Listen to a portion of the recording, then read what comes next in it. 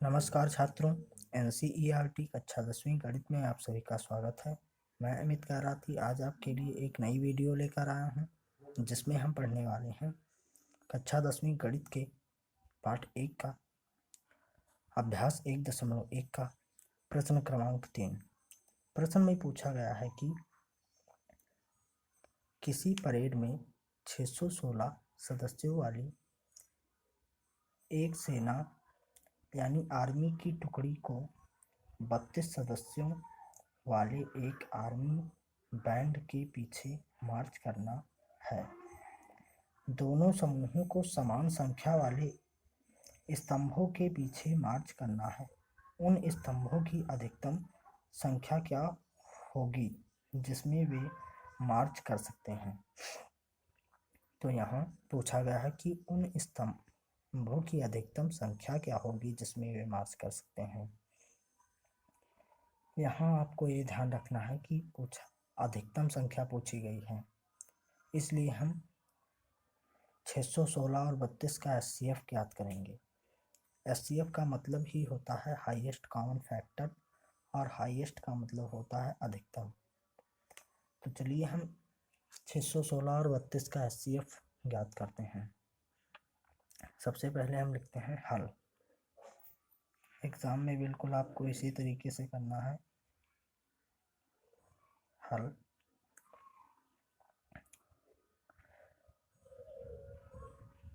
616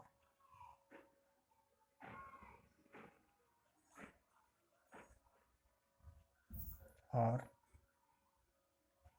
32।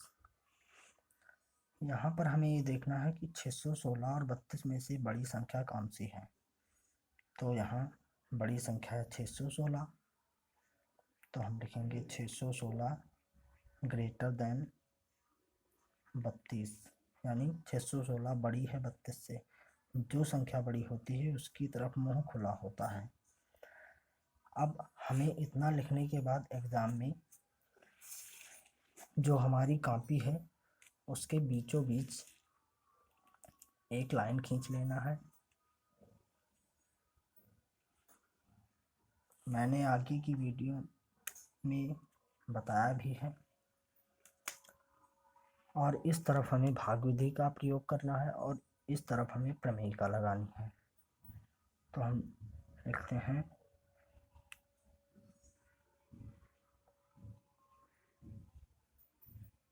भाग विधि और इधर लिखते हैं यूक्लिड विभाजन प्रमेयिका से।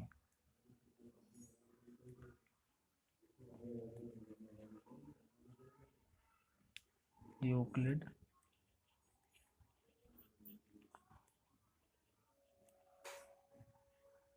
विभाजन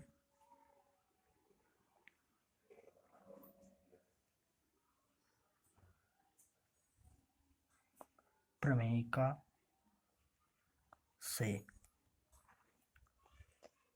और यहाँ हम देखते हैं कि 616 और 32 में से 616 बड़ी है, तो हम इधर भाग विधि में भाग का निशान बनाएंगे और जो बड़ी संख्या है उसे इसके बीच रखेंगे, यानी 616 को इसके बीच रखेंगे और 32 को इसके इस तरफ साइड में रखेंगे।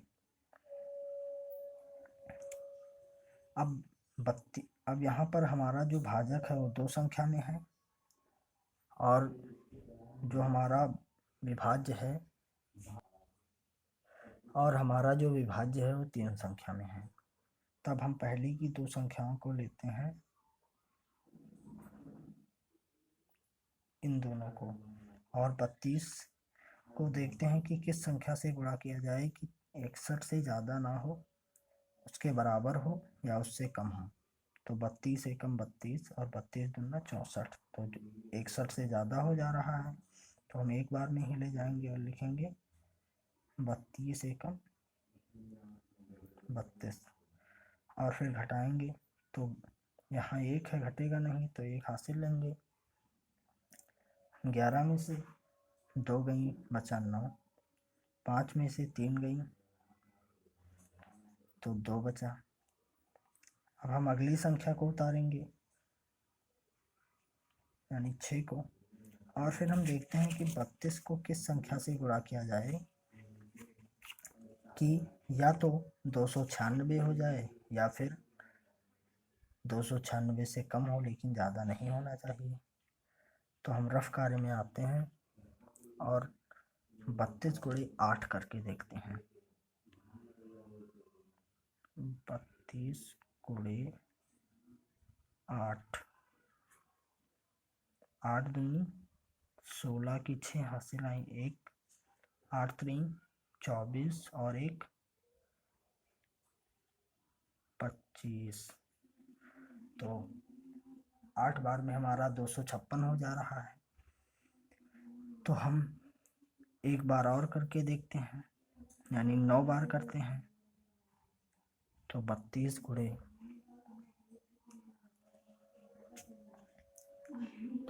गुणे हम 9 करके देखते हैं। 32 गुणे 9 करके देखते हैं।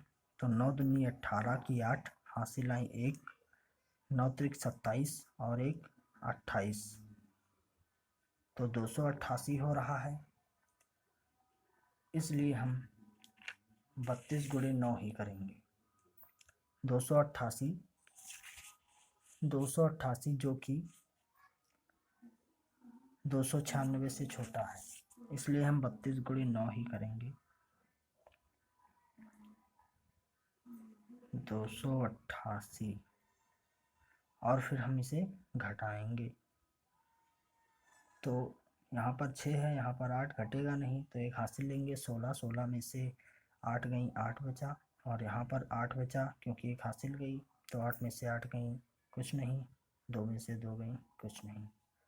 और फिर इधर, और जैसे ही हमारा शेषफल आता है हमें थोड़ा सा रुक जाना होता है और हम तुरंत प्रमेयिका की तरफ आते हैं और प्रमेयिका लगा देते हैं। तो नंबर 1, पहली प्रमेयिका हमें लगानी है। तो जो बीच वाली संख्या होती है उसे हमें लिखना होता है साइड में, यानी 616 और फिर बराबर का निशान। और जो अगल बगल वाली संख्या होती है उसे हमें गुणे में लिखना होता है। तो 32 गुणे 19, और जो शेषफल हमारा आया होता है उसे हमें प्लस लगाकर लिखना होता है, +8। यानी जो 616 है वह किसके बराबर है? 32 और 19 के गुणे में। और इतना अगर हम गुणा करें और उसमें जो गुणनफल हमारा है उसमें अगर 8 को जोड़ दें तो 616 के बराबर होता है। फिर हम यहाँ पर लिखेंगे,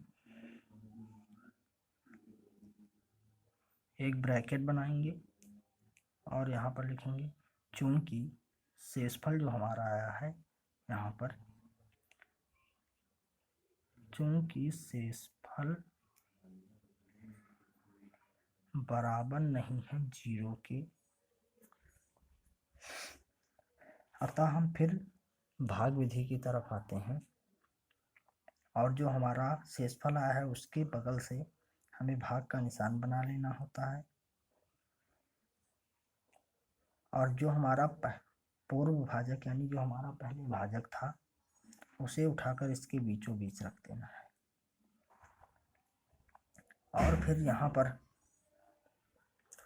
हमें 8 का पहाड़ा इतनी बार पढ़ना है कि 32 के या तो बराबर हो या तो उससे कम हो, लेकिन ज़्यादा ना हो। तो हम पढ़ते हैं 8 एकम 8, 8 दूनी 16, 8 त्रिक 24, 8 चौक 32। यानी 8 को यदि 4 से गुणा किया जाए तो 32 आ रहा है। तो यहाँ पर हो गया 32। और 32 में से 32 गई तो कितना हो हमारा? 0। फिर हम भाग विधि की ओर आते हैं। फिर हम प्रमेयिका की तरफ आते हैं और यहाँ पर लिखते हैं प्रमेयिका नंबर 2।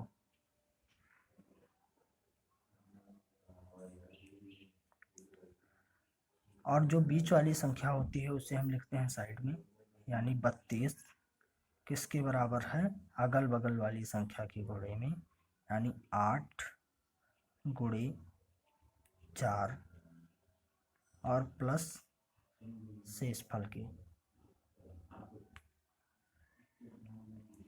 तब फिर हम यहाँ लिखेंगे, फिर हम लिखेंगे, एक ब्रैकेट बनाएंगे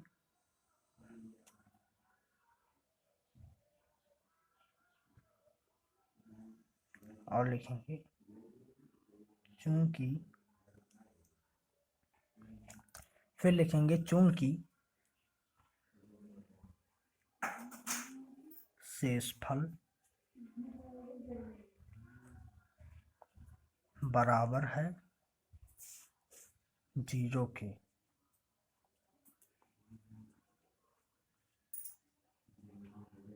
अतः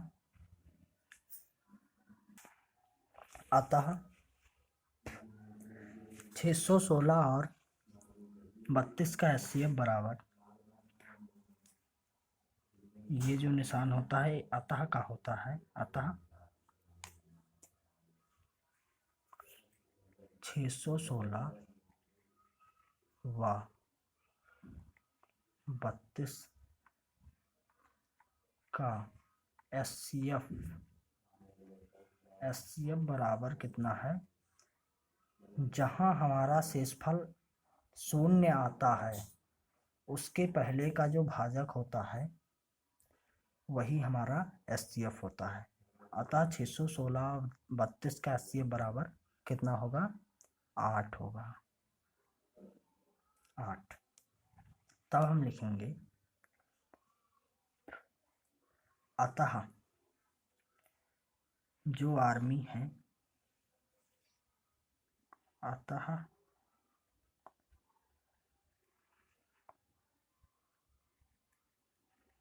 आर्मी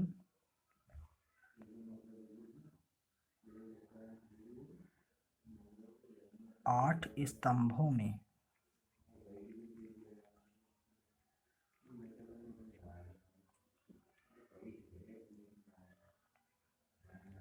मार्च कर सकेगी। अतः जो आर्मी है वो कितने स्तंभों में मार्च कर सकेगी, 8 स्तंभों में, क्योंकि जो हमारा HCF आया है वो कितना है, 8 है, इसलिए हमारी आर्मी जो है वो 8 स्तंभों में मार्च कर सकेगी। अतः अभीष्ट संख्या बराबर,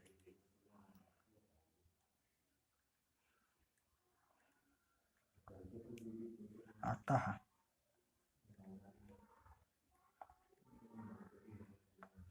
अभीष्ट संख्या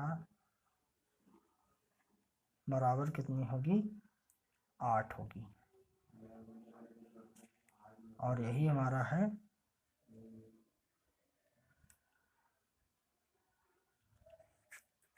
आंसर।